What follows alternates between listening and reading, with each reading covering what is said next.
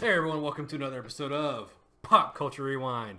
I'm host Travis, And I'm Chris. and we are back. Man, it's been a while since we're doing the YouTube thing. Oh my god, they can see me. Bro. Yeah, trust me, they're already blind. Ah, Yeah, That's so why I wear glasses. yeah, a few months ago we were doing things like this on YouTube. We reviewed Logan and other movies like that.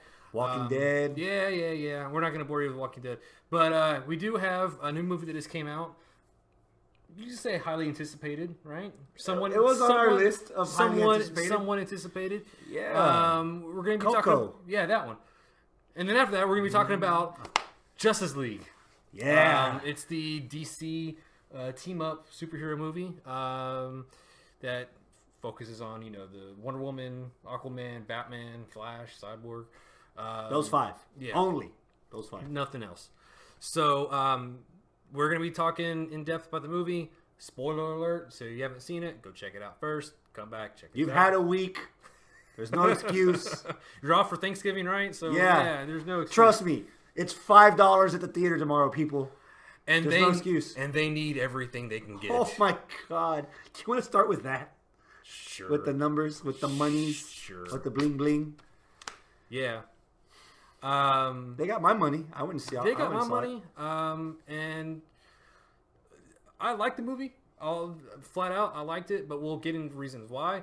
And it's kind of disappointing that it didn't do good, but at the same time, it's kind of on the trend of DC movies just in general. But it was weird because I would think that after the success of Wonder Woman and she being in this movie, I would be thinking Anticipation went something up. at least matching Wonder Woman's box office open, but man, nothing. They had a budget of like $300 million, and opening weekend 140 for marketing also on top of that. not 93 million. 93 million. That was all it made first weekend, opening weekend. Wow.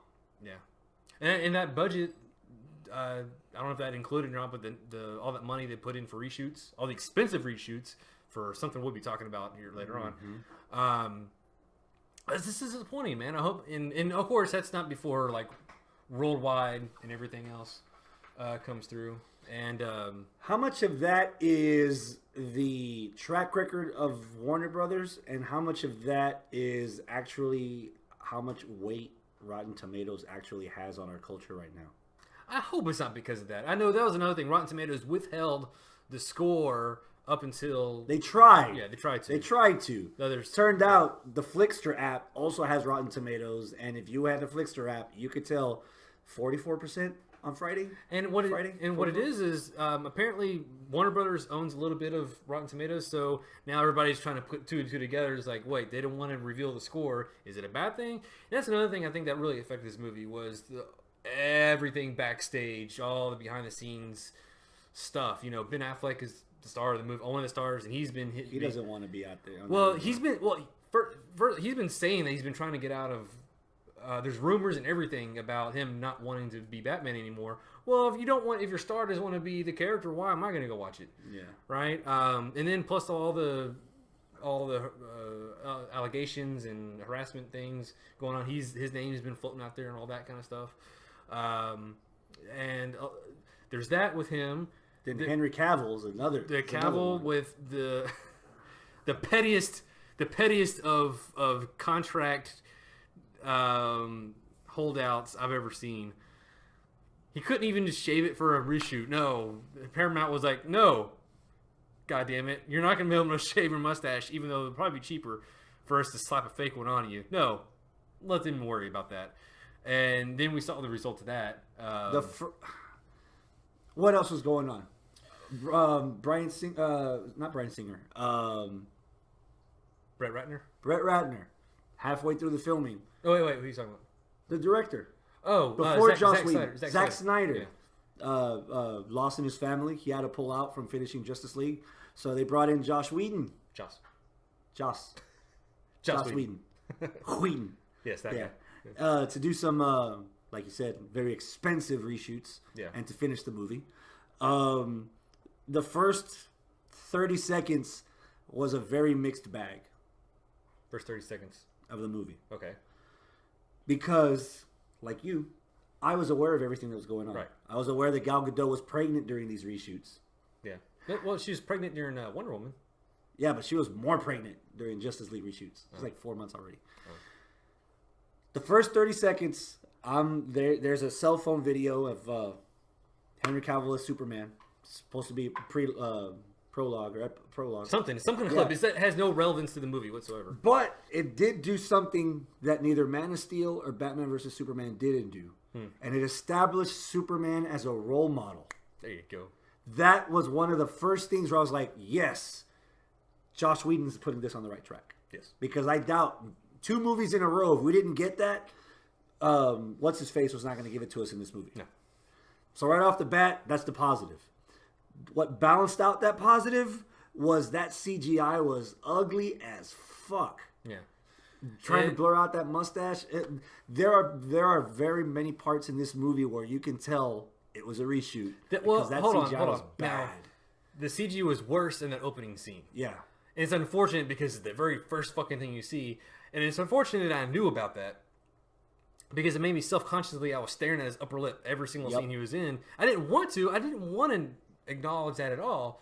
But that opening scene, it's in your face, literally. But that was the worst scene, I think. There was a couple other spots in the movie later on, but it didn't affect me. It didn't bother me. But getting back to the box office, why one of the reasons it failed, I think one of the reasons it failed is because Thor Ragnarok. Ooh. I think everybody got their. It's 2 weeks. It's only 2 weeks in, and that got hyped like crazy, and everybody went to go see that thing. And it's already at $500 million, right? Something like that, yeah. Worldwide? And it's almost like superhero fatigue, if you will. I mean, it's just like one company's done it right more often than not. Well, we've had Marvel and DC. Company has done it. Marvel and DC's gone back and forth like this before, but not 2 big items like this so close together. Like you maybe have like. It's weird because you label it as 2 big items. I would think a big item is Avengers or Civil War, where you have enough Avengers where you would think it's an Avengers movie. Right. You have 2 Marvel heroes tops. That's in the bad relationship couple. Okay. Odd couple. Well, against paper, the entire fucking Justice League. Okay. Well, on paper, yeah. But when you look at the marketing and the fucking trailers for Thor were mind blowing. Yeah, it's like I want to see that.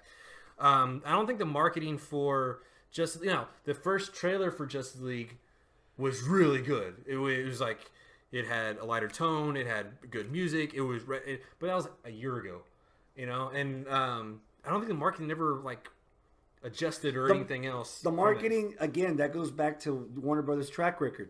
You fooled me once with Suicide Squad.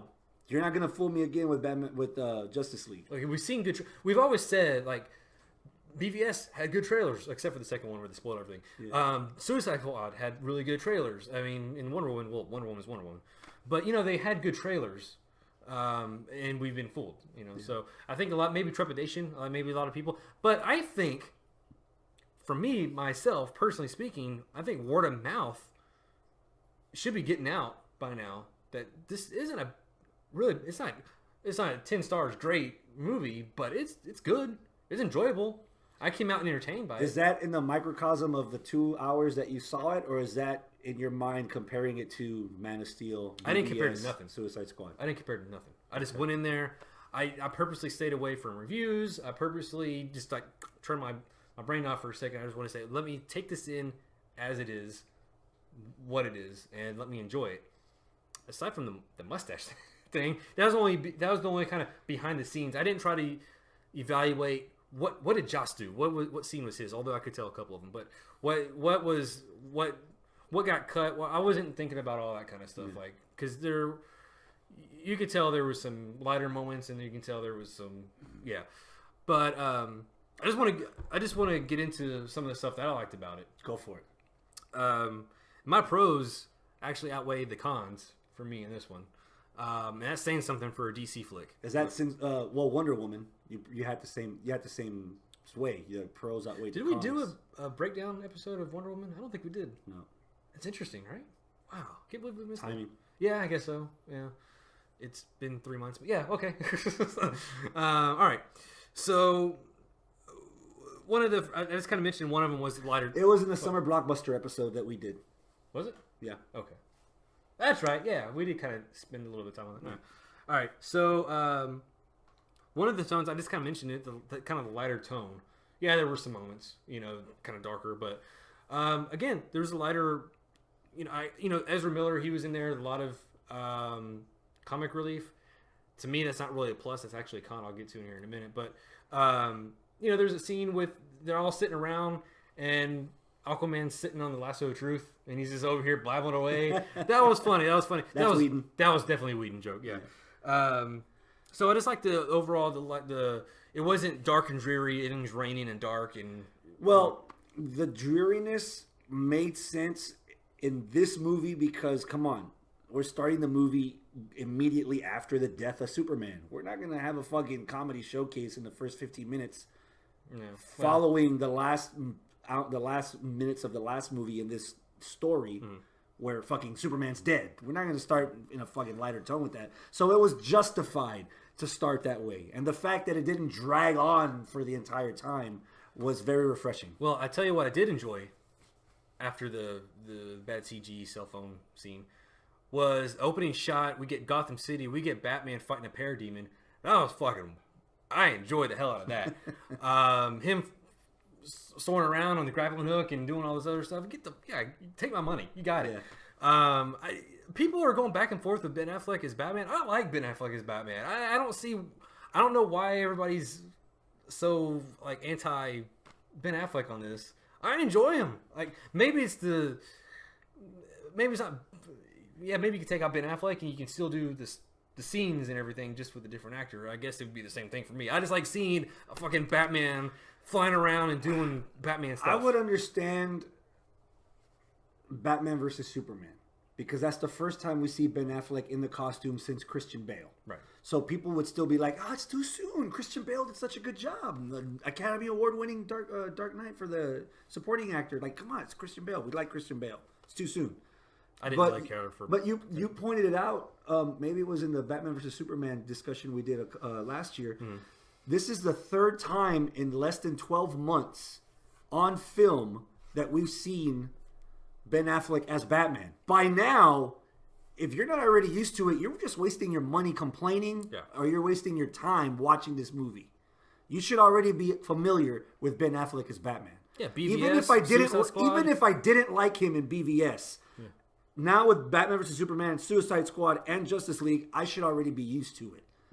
And I shouldn't be complaining anymore. My complaints would have already happened in the first movie, maybe the second one. But I don't have them. But I can. But by now, like, what's the point of arguing it? This is the third fucking movie.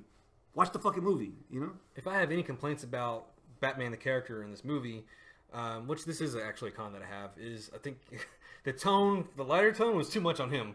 Like there was a scene where later on in the movie he actually smiles. I was like, wait. Batman doesn't smile. It depends the consistency on the tone of the scenes because and that's the problem with this movie. Because my favorite Batman, until the day I die, unless somebody wants to beat me to it, my Batman is Kevin Conroy, animated series. Right. And in that animated series, Batman does smile often. He smirks. This is a flat out smile when he saw Superman. Yeah. But still, like, it wasn't so off-putting that I noticed it. Well, I did. But again, yeah, you might have attention. Okay, so but yeah, him fighting the parademon in the opening thing. It felt like it was like out of the opening scene of Justice League War. A little bit. Yeah. Well, this follows it a little slight because this is following the New 52 storyline of Justice League. So, you know what I also liked? I liked Aquaman. Everything with Aquaman I liked. Jason Momoa's character. I liked the world they created for him. Him going back to Atlantis and that underwater fight scene with Steppenwolf and Mera. That was badass, I thought. I think that was another example of Warner Brothers doing something right. And not so much Aquaman, the character, but the fact that you casted Aquaman as Jason Momoa, a guy that moistened many vaginas during Game of Thrones.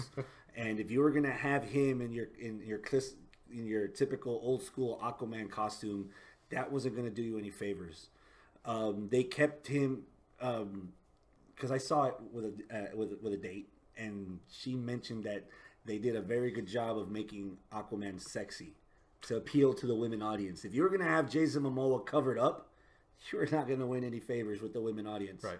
You know, and us as men, they did us a great favor with Gal Gadot as Wonder Woman. Right. It's obvious in the receipts. Right. You know, so for them to return it on the women's side and have Jason Momoa in all his splendor, and his acting, dude, his role, it wasn't typical fit. Arthur Curry. It was something different, but you can still see the core of him being Aquaman. Well, they set everything up for his movie. Yeah, they set up his world. They set up where he's from and who's this Mara chick and the way how they talk underwater. Yeah, which I think James Wan, the director of Aquaman, he says they're not following that. Yeah. That's I don't know what that was. He says I don't know what that was, but that's not what we're doing. So, but anyway, they're setting the everything down right just for his movie, and I'm down with that. That's what you do. That's how you establish worlds for DC. One of the best parts of BVS was the introduction of Wonder Woman, and I think this did just as good a job, if not better, laying down the introduction, at least for Aquaman. I wouldn't say better, but as good. If he had a badass theme song, then it would be cool. But I think that theme song when Wonder Woman came out in VBS, I think that's what killed it for everybody. Yeah. XL Junkie did a good job. But apparently that didn't work the same for you with Flash? Even though we saw a bit of him in that's one of my cons I have about this movie is Ezra Miller as Flash. Even my wife didn't like him. Like, he was fun. Like, we laughed a couple times, but that's not Barry Allen. I don't know. The one thing that I will say is I caught it and I enjoyed the fact that there was a little, not so subtle, but sort of a subtle like character arc for Barry Allen. Like, he starts off, he's not moving on with anything. He's still stuck in this place trying to get his dad out of prison and blah, because his dad was if you know the story of Flash, his mom was killed when he was a kid. His dad was blamed for it. He's in jail. He's been in jail this whole time. But now in this movie, Barry Allen can't move on. He keeps visiting his dad, and his dad's like, "You got to move on," and he's not progressing. By the end of this movie, because he's met all these other superheroes, he's able to move on. He's got direction. He's got direction now. Nice. And that actually played off in that one scene where they showed in the trailer where he's like, "I just push people," like, and from there, Batman says, "Save one person, and go." You know, and that's, first of all, that's good, like Batman shit. You know, just like, what do I do? And he's the coach. His superpower is not that he's rich; it's that he knows how to delegate. Yeah, he's got a plan and he executes. He executes it. So because of that, by the end of this movie, he does go see his dad and say, "Hey, look," and he showed him the paperwork that he's going to be in the forensics department. That's Barry Allen's job that we know. So, and that was one of my critiques that I had from when I first saw Ezra Miller. I was like, "That's not Barry Allen." The ponytail, and because I think he had a ponytail in BVS. But yeah, this little version of Barry Allen, that's not him. But I think we're gonna get that. We're getting there. But how much do you think that part of that problem is because there's already a better Flash on television? I agree. I think that is an issue. A lot of people were saying, "You already have a good Flash. Why do you need another one?" Like, you're already trying. You keep saying you're not the same as Marvel or whatever. Just do it. Have a TV actor go into your movies. Yeah. Vice versa. Help me out here. I know I don't want to jump too far ahead, even though we did warn the people already about the spoilers. Spoilers. The bonus scene, Deathstroke. Is that the same Deathstroke from the TV, or is that a movie person? It's all the movies. All of them are the movie guys? Yeah. Okay. Just making sure. Yeah. Because we're having that complaint that you think there's a better Flash on TV. Just from first impressions, you think that Deathstroke. And we'll get to that later. I didn't want to go there yet, but. So I didn't really care too much for, and plus another thing is like all his lines were you pretty much saw them all on the trailers. Like I think pretty much everything from Flash was in those trailers, and I think they did that on purpose just to say, hey, look, we're funny, we're not dark and gloomy. How about Cyborg? I was pleasantly surprised by Ray Fisher as a Cyborg. Cyborg has never been one of my favorite characters. Yeah, he's there, but I know an emotional attachment to the character. So I know of him. I know he was in the Teen Titans. I know all that. And I know when DC rebooted everything on the New 52, he became part of the Justice League. But I was never really into him. He wasn't my guy. So I didn't have a problem with him being in the movie because I know he was in the Justice League. But that being said, Ray Fisher fucking knocked it out of the park for he played it low key, didn't overdo anything, and it just worked. Like you could tell, like the tormented guy, the struggle within. Yeah, they kind of trapped within the machine type thing.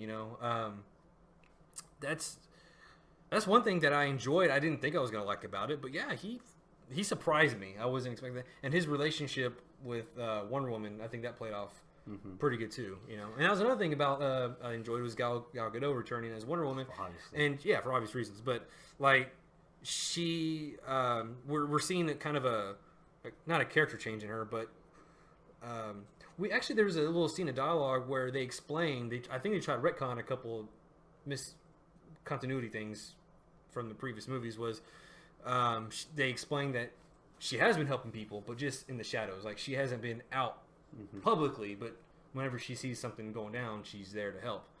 And I think that kind of counters what BVS was saying. Like BVS, I turned my back on mankind 100 years ago, or some bullshit like that. But so this movie explains, she's not really. Yeah. So, but yeah, what my point was is we see her at first. She was like, I don't know how to lead, and blah blah blah. And by the time she's talking to all these people, she's leading pretty much, and she, almost like a better word, like a mother hen figure, to like especially Cyborg, because he's lost. He's kind of doesn't know how to control anything or anything like that. But the Cyborg character in the beginning, I thought he was deadpanning it. I think he was a little too meh. As the movie progressed, you notice once he got around to the people, once he got around to the people and started emoting the fact that doesn't have at times complete control of himself. Right. That's when I started investing in the character in the movie. Yeah. And I like the fact that they haven't really done anything with that. Like maybe the next Justice League movie or whatever movie that the Cyborg shows up as the buddy. Maybe he becomes the villain because he doesn't have complete control and something else overrides. They fixed that in the movie. He started controlling it. Like the very last scene he's in, he's like he transformed. He I don't know. It's not transforms. The complete upgrade or something. His armor gets all flattened out and looks like the traditional comic book version of his armor and stuff. I enjoyed it. He even said his old tagline from Teen Titans Go. He said, "Booyah." That was a line. I don't know. That's a line from the cartoon. I don't know. Thumbs up or thumbs down on Steppenwolf? I didn't mind it. Yeah, it's a big CG villain, but you know what? It's supposed to be. It's what do you think we're gonna get when fucking Thanos comes in? Or Darkseid or whatever. But here's the thing. Yeah, it looked kind of corny with the big helmet and everything, but he's supposed to be big, menacing. I didn't have a problem with that. Honestly, I didn't. And I liked Killian Hines. I liked him in Rome. He was Julius Caesar in Rome. But so I like hearing him talk. So I didn't have a problem with that. It was CG, but there's a few close up of his face. It looked like a menacing villain. Yeah. So I give him that. I think the only two problems I had with that was number one, he kind of looked like Surtur, horns, crown, dealy thing on top in the Ragnarok movie that I just saw 2 weeks ago. The bigger issue. I mean, if you want to beat, I didn't think about that. If you want to beat Marvel to the punch, I just saw Justice League War. It's an awesome movie. I don't mind if you're going to do an adaptation of an animated movie, especially if you're going to do it well. And for the most part, a couple of characters aside or a couple of moments aside, the characters were done pretty well. Yeah. Why not just fucking do Darkseid? Yeah. I know Steppenwolf said his name once or twice. Okay. Batman already had the flashbacks during Batman vs. Superman. I mean, why not just go there? Yeah, Steppenwolf as the villain. Like I said, I didn't mind him. But who's Steppenwolf? Like, I don't know who that is. He's a nobody. Like, he's a nobody villain, but he looks imposing. Mm-hmm. So it worked for and what he's doing. You need a Steppenwolf to get to Darkseid. Because he's trying to get all the scouting. Yeah, he's trying to get all the mother boxes and everything, and to take back to Apocalypse. To give to transform Earth into a new Apocalypse. Yeah. And there were mentions of other things like the New Gods and he didn't say Apocalypse, but he said Darkseid, and we're getting references to all this shit that we could be getting in DC movies, and I'm kind of looking forward to If we get there. If we get there, You we'll know. we'll get to that. Speaking of like Steppenwolf and all that, there's another really cool scene I liked when he got the mother box from the Amazons. Yeah. Dude, that was a fucking badass scene. I don't care who you are, and that little keep away scene when they're like keeping the arrows and they're running away from Steppenwolf, and he finally gets. Dude, that was a fucking badass scene, dude. I kind of like the Atlantis one a little bit more. They're both good scenes. I mean, Yeah. the underwater fight scene, yeah. That little telekinesis thing that she did, I don't know, with the water. I don't know exactly what the fuck she did, but it was fucking badass. I think she took the air out of the water to make it like heavy. Something like that. Yeah. Yeah. I don't know what the scientific term is, but that does exist. Yeah. So we're getting cool shit with this. That's my point. Yeah. Let's see. So I talked about that. One thing I didn't notice at first until like halfway through the movie. I forgot that fucking Danny Elfman did the score for this thing. And Danny Elfman... There was several throwbacks in that soundtrack, and my God, I'm dude. waiting. I think it's already out on Okay, it's iTunes. already I out. might It's buy already some out. of the tracks. He did He remixed his own score for Batman, and he did John Williams' Yeah. old Superman theme. Yeah. There's a scene, dude. I got goosebumps, man, when it happened, man. The scene we see in the trailer where Gordon flips on the bat signal and he turns around, and then we cut to Batman on like he's perched on the corner of the building, and you hear the the Batman theme, dude. You put that music in anything, it's fucking badass. I don't Yeah. care what you are. I don't care what you say. But the scene where there's a scene where Superman comes back. They bring him back. That's another thing I didn't really care too much for, like the way How they brought him back. How they brought him back. They were digging they dug his grave and they took him out. They fucking grave robbers. Necrophilia, ladies and gentlemen. In a Justice League movie, we saw Flash digging a making grave. jokes out of it. And he wasn't doing it fast either. I would think that he would be, doing as quick as possible. 15 seconds. I'll dig the whole cyborg. You lift it out. It's easy, done. I'm done in like 5 seconds. No, but then they actually carry his body back to the ship to do everything. But didn't like at the end of BVS, like they showed the last scene, it's the casket and like the dirt on top of it starts like rising up. Wasn't that like when they opened up the casket? I was expecting him not to be there. That would have been cool. Like, but I don't know. They literally brought.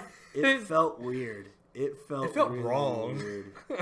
Like I know you have to bring him back. The only part that kind of made sense, I have to remember in the back of my mind, this is something Zack Snyder would do. Yeah. So in that sense, it kind of does make sense. You don't want it to make sense, but you have to live with it. It does make sense. So just fucking go with it. But that being said, since we're talking about Superman, he came back. There was a nice little line about Pet Cemetery. Yeah. Which I thought that was funny. But that and that goes back to the score. Whenever we see the 4 Justice League members standing in front of Superman as he like kind of turns around and looks at him, that's when they use a darker mixed tone, a remix of the Superman theme, which is fucking badass. I was just waiting for Ezra Miller to be like, "Oh man, is this Bizarro World or something?" Because Superman at that point I was like, "Oh fuck, they're dropping lines left and right. Yeah. Just do it." There was a that made me laugh. That scene when the Justice League, they're holding down Superman and Flash tries to run around Superman, and this whole time we see the special effects. We see like it's like slow motion for him, so he can like no one else can see what he's doing. And then, but in this particular scene, he looks at Superman, and Superman looks back, and he's got this big-eyed wide look on his He face, trips or something. Yeah, doesn't he like grab him or something, Yeah. and then he like throws him or some shit? I don't know, but that was funny. I thought that was a nice payoff. The payoff for me was the first post-credit scene where they do the little tribute to one of the the Flash comics. the Superman animated series. There's an episode where Superman and Flash have a competition who gets around. Well, it's the an world old comic fastest. for sure.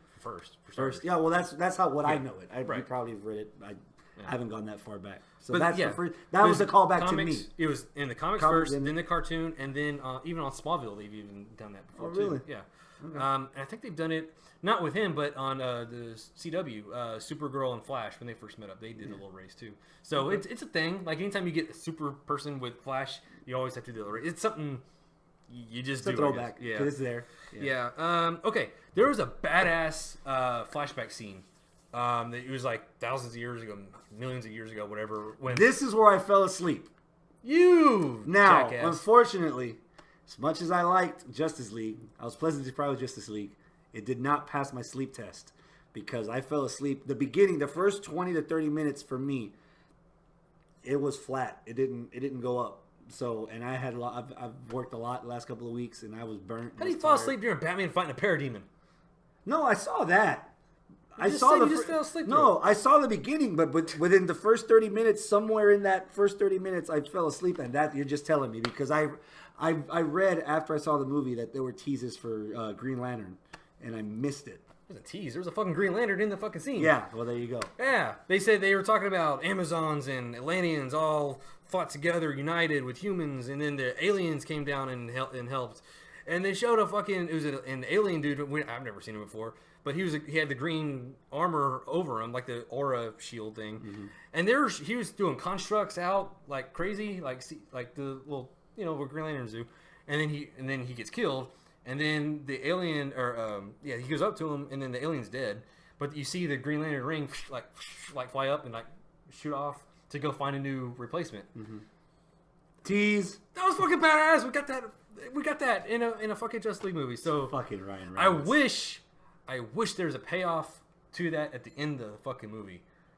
Because otherwise, why put it in there if you're not going to pay it off in that same fucking movie? That being said, ooh, I was excited when I saw that. All right.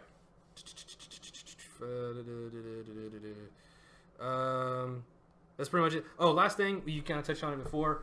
One of my last big pros I liked about this was the freaking boss post-credit scene. I love that post-credit. And it had Jesse Eisenberg as Lex Luthor. God, who'd have thunk it? I liked a scene with him in it. But when it starts off, we see some dude in a speedboat. In a little speedboat. He docks in a yacht, and he goes in there, and we find out we see fucking Deathstroke walking down. I'm like, oh shit! I could tell it was Deathstroke because they had the swords in his back, and they had the ribbons, and they were floating in the wind. Right. Yeah. I was like, oh great, Deadpool. Yeah. And then we see who's talking to, and it's Lex Luthor. There was a scene during the movie. There's a jailbreak, whatever, and we find out Lex Luthor wasn't in jail. He had escaped somehow, but I kind of like that too because it was like minimalist. Like you didn't need to see everything. They didn't need to show you. You didn't need a 15-minute build scene for that. Explaining why he's not in there. We just know, okay, there's jailbreak because someone poses Lex Luthor and he got out. Good enough for me. So in this scene, he's like, looks like they're building a league. Why don't we get a league of our own? So nothing but female baseball players. Batter up. Overplayed joke already. You had to go there. Everybody's saying that joke, but I dug it.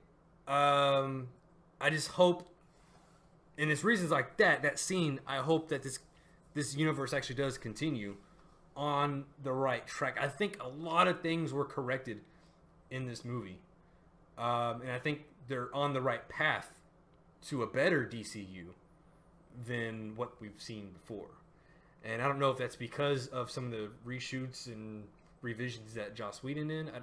I don't know. And I know right now I've been seeing there's like a petition or something, or people that worked on the movie. They're like, I really want to see the Zack Snyder cut. Yeah, there was some leaked footage that appeared online. Most of it was Cyborg using his laser enhancement to lay out a 3D map of like Soviet Russia during the World War II or whatever, and then him actually, or drones or whatever. Yeah.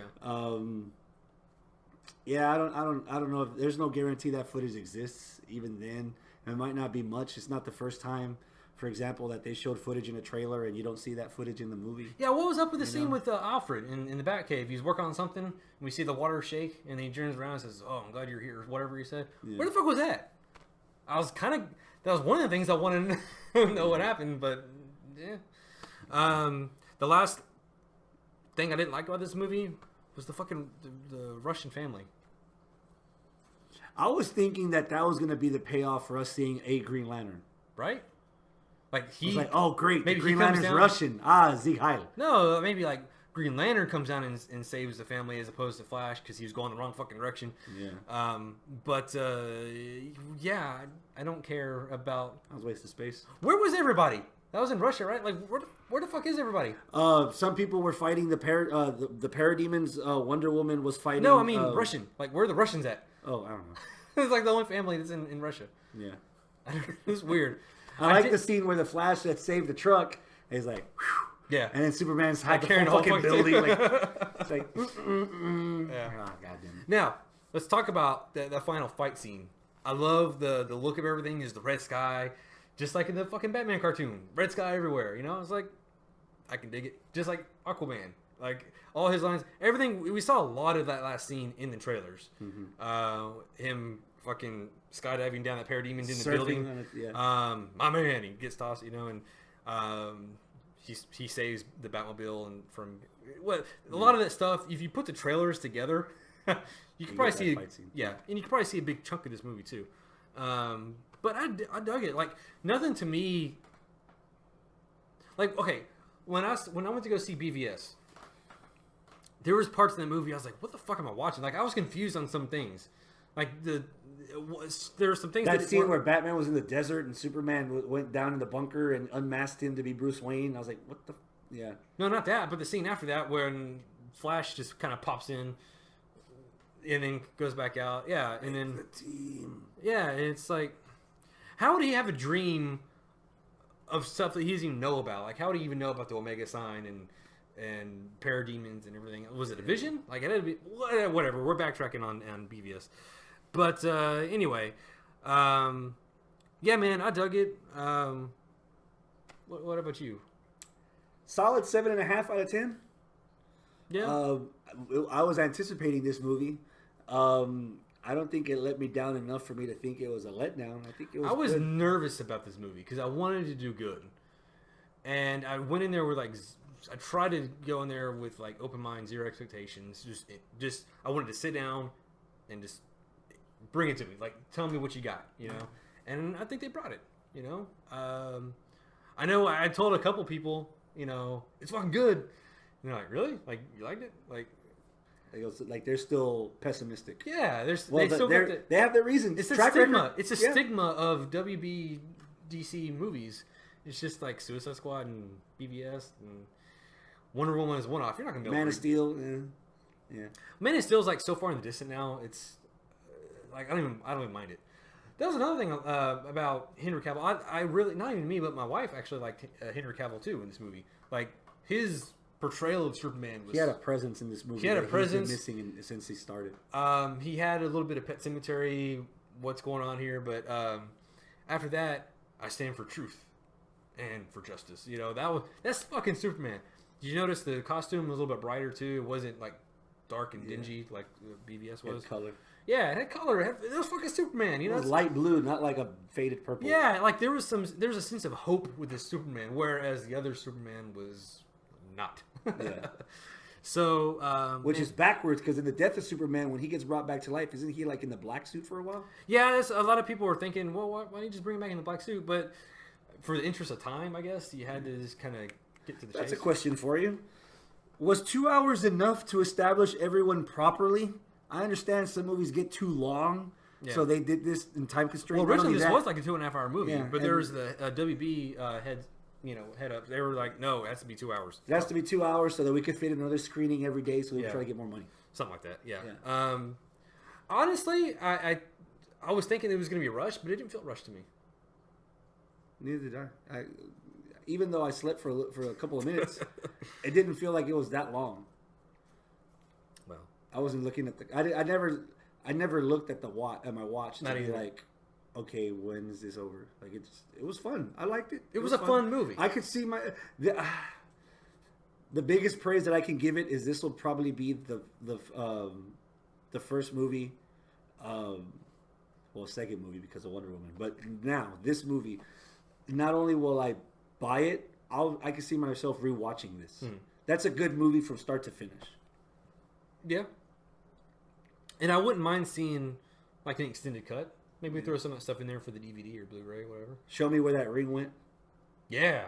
Do something. Yeah. But man, I hope they're able to continue the vision that they kind of transitioned from the Zack Snyder vision to whatever vision they're going for, and they got some good things going, and I'd like to see it pushed in that same direction that I saw started here. Like I said, the Aquaman, all the world that they created for Aquaman, give me more of that. I'd like to see how that can be and that's being done by one of my favorite directors, James Wan. So I'm really looking forward to that one. That does have high expectations for me just because of that. They're still trying to get the Flash and Cyborg movies. They had directors for them, but they backed out. Yeah. So I don't know what's going on with those movies. Obviously, Wonder Woman 2 is still a thing. You can't. That's a sure. Well, that's not as sure a thing as you might think. Yeah, it is. It's already signed up and everything. Yeah, but Gal Gadot's petitioned. There's certain people that are in charge of that movie that she doesn't want in charge. No, they already said they already said that was a fake news thing. Oh, it is. Yeah. Okay. Yeah, that was Brett Ratner. That's why I thought you were saying that earlier. No, Brett Ratner is one of the things that's accused for sexual harassment. All that. Who isn't at this point? Yeah, if you have a swinging dick, you're pretty much fucked. Yeah, if you said hi to a girl, you're on the list.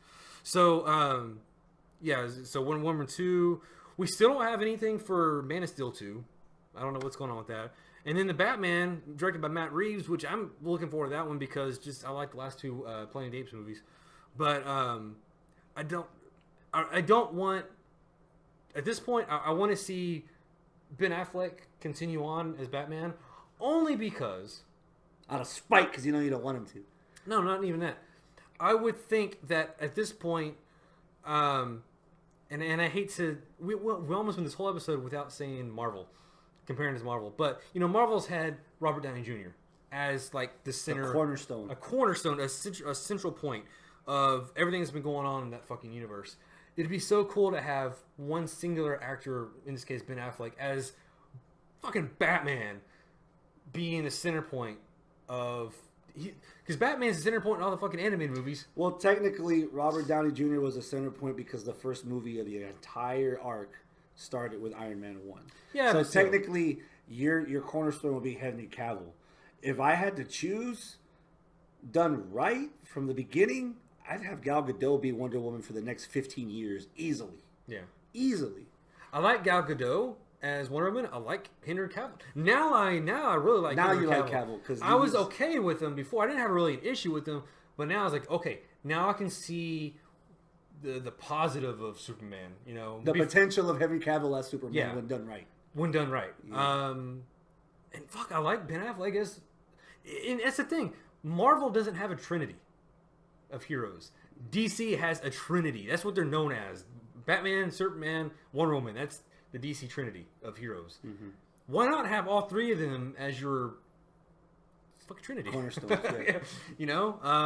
and just go from there and have them the focal point. If you can't get Ben Affleck in one movie, maybe you can get Gal Gadot in a movie. Or if you can't get her, maybe you can get Henry Cavill just pop up, for something. To where we have a stable, formalized, connected world. That's my next question. The first phase build up to the Avengers was so awesome because you saw every individual storyline build up to the Avengers. Right. After Avengers 2, you started seeing mostly enough people in every movie. Right. But Warner Brothers went backwards. Right. They wanted to start Justice League and then spin off everyone from there. Right. Is it already a necessity that you have to have at least 2 people in every movie from here on out? A necessity? No. It's a way to hedge your bets. Yeah. Maybe double down on a couple things. Make sure you get that extra I would star like power. to see, if you want to do Luke Cage and Iron Fist, why not do the Flash and Cyborg together? Yeah. They're already giving us. They're trying to do Shazam with the Rock. Oh, that's another movie coming out Black too. Adam Yeah. as the villain. Yeah. Even though the Rock is a villain, you want to fucking why not have him as the face? Hero. Yeah, hero. Whatever. Depending on who this one. Yeah. How weird do you want this to get? Because I've been reading a lot of positive first impressions with this new Doomsday Clock comic that came out today, with the Justice League fighting Watchmen. The Watchmen. Mm-hmm. There's already some sort of established. I don't know if you want to have to retell the Watchmen story, but would you be interested in seeing that story on TV? Remake everything that was a Zack Snyder movie. Yeah. He did Watchmen. Yeah. I didn't. A little bit. Would you be interested in watching that story of the Justice League versus the Watchmen? Basically, Superman against Dr. Manhattan. I'd buy a ticket to it just out of morbid curiosity to see how they do it, but it's not nothing that I don't. And as long as you tease me with we're gonna see Batman versus Night Owl, then yeah, I'd be down for that. Superman and the Sirens. Superman versus Dr. Manhattan. All right, you got me. That would be a decent build to the eventual Superman or Justice League versus Darkseid. That's a good, interesting ground to open up the other dimensions if you're gonna have fucking Dr. Manhattan against Superman. But that's taking it to like a far extreme. I think we're a few steps ahead before we get to that point.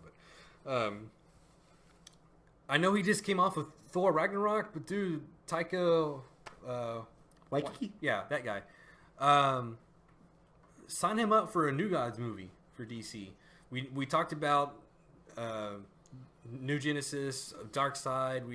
They didn't say Apocalypse, but that was the planet they're referencing. Steppenwolf. So they have established in words New Gods. that all that shit exists in that universe. And we just saw in Ragnarok, that motherfucker, he has a vision. And a lot of that stuff was Jack Kirby inspired, like all the artwork and the inside interior and shit, the lines and everything. That was all Jack Kirby's artwork inspired. Jack Kirby also did New Gods. Yeah. So we could see the same type. And I hate to say that only because it's like 2 weeks removed from his movie he just did that was so successful.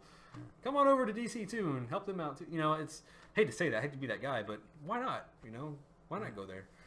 I think we also have Joss Whedon doing a Batgirl movie, but I don't think that's going to be tying into Justice League or anything like that. But yeah, man, shit, I was pleasantly surprised with this movie. Same here, Yeah. Even though I was expecting it, and it kind of matched my expectation overall, I still kind of felt a little surprised. Yeah. You know, part of me did have the doubt. I'll say it like that. Well, I think that's the one thing that's affecting sales. You know, everybody's got that stigma of, well, you had good trailers. I don't know if it's going to be a good movie. Did this break the stigma for you? They got me for the next movie. You know, I know. So is that considered a yes to the question, or do you need if that's not the answer? How many more? What do you want the track record to be before they're on the right track? They're on the right track, and I want to see where they go next. You want 2-0 before you can feel confident in the future, or do you need 3-0 or 4-0, or how many movies in a row will it take? Because right now we're 2-0. Wonder Woman, and now Justice League. How many more before you build into the future? You know what? I hate to be that guy that's bitching about Zack Snyder or something, but the stuff that has been touched by other people in this movie franchise hasn't been Zack Snyder that I've and the stuff that he hasn't done I've liked. So maybe if we can get away from there and kind of embrace the fact that it's a comic book franchise, and let's go out there and let's have fun with it. And you know what it needs? It needs a Kevin Feige. It needs someone. What if it's Zack Snyder? Center point. What? What if it's Zack Snyder? No, fuck him. No, we need someone. We need a Kevin Feige person. Jeff Johns is the one I'd probably go to, only because he knows everything there is about DC. He's the executive producer on a lot of this shit, anyways. Why not fucking promote him? Make him the guy. The guy that your Wikipedia for DC. Yeah, like when you think of Marvel, you think of Kevin Feige as the guy that creates, that does everything for it. Why not have Jeff Johns, the dude, that guy that's like. He's the visionary. Make him the visionary of where they take everything. A singular vision of. He's your Bob Kane for the movieverse. Bob Kane was an asshole. But look at the work. Well, that's another topic for another day. But I like your spirit, pal. Okay, yeah, I'm I'm getting there. So I hang around you enough, I'll learn something. Yes. So yeah, I think that'd be the thing that gets me. If I knew that they have Puppet Master. Yeah. Oh, there you go. There you go. Yeah. But yeah, I mean that post credit scene with setting up maybe an Injustice League or a Legion of Doom. Yeah. I think for me it's safe to say, the old saying, 3 strikes you're out. Yeah. I think it's 3 wins and you move on. So this whatever the movie's next, if it's as good as Wonder Woman or Justice League, I'm in that fence where, all right, I'll start giving them the benefit of the doubt. One more good movie, I'll give them the benefit of the doubt. Yeah, I just hope that the sales kick in, and I know worldwide hasn't really come in yet for the box office, but there's still time. Yeah, it's only 1 week. Thanksgiving week. A lot of people are out of school, a lot of people out of work, going to the movies and things like that. So maybe it'll really kick in, and maybe people aren't going to the movies. They've got a couple of weeks, man, because I promise you. Oh, Star Wars comes out? Star Wars? Oh, I mean, dude, yeah. Whew, yeah, Christmas will not exist. It's Thanksgiving, and then it's Star Wars, and then it's New Year's. Movie theaters already sold out of it. Yeah. The one that we go to that's never really busy, that's sold out. Yeah. So yeah, so that comes out I think December like 16th or 15th or something like that. Mm-hmm. That's the deadline. That's the deadline for Justice League. If you're not do there, what you can, because after that, you're done. Fresh out of luck, buddy. That's the end of the triple threat too. Mm-hmm. Yeah. So with that being said, I think that's gonna wrap it up for this episode. Thanks again for tuning in, everybody. Hope you enjoyed it. Always check us out on Facebook.com/PopCultureRewind. Go to iTunes for all our downloads. Do a search, Pop Culture Rewind. Give us a rate and review. Tell us we suck or whatever in the comments, but just give us 5 stars when you do it. That's all we want. Just give us 5 stars. Just say shit about Chris. I don't really care. Say I suck. I don't care. I'm used to it. Yeah. So help us out with that. We're on Twitter also. Pop Culture RWND. We're working on getting those last 2 vowels. One of these days. Yeah. One of these days. But I think it's going to do it. So thanks again for tuning in. And always remember to pop your culture.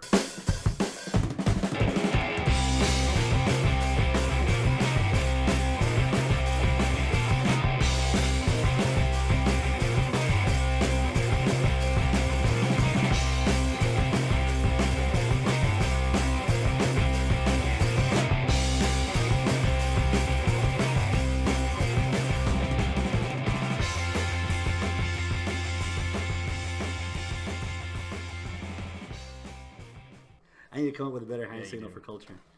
It's like instinct by you. Like every time we do these little things, you just okay. You want to do your thing? Oh yeah, top guys. Out. Let's get out of here. All right.